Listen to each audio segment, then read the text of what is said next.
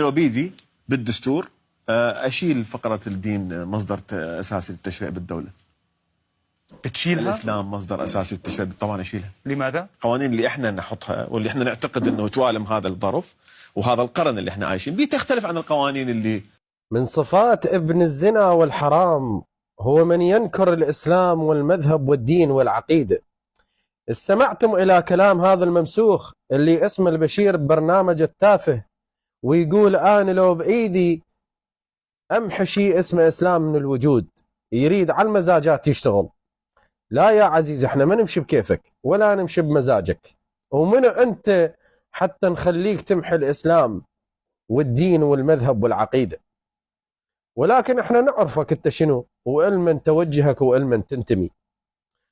وكذلك احنا نطالب المؤسسة الدينية والحكومية ان توقفك عند حدك وكافي بعد، لان تماديت هواي على رجال الدين وعلى الإسلام وعلى المذهب والعقيدة واحنا ساكتين لك.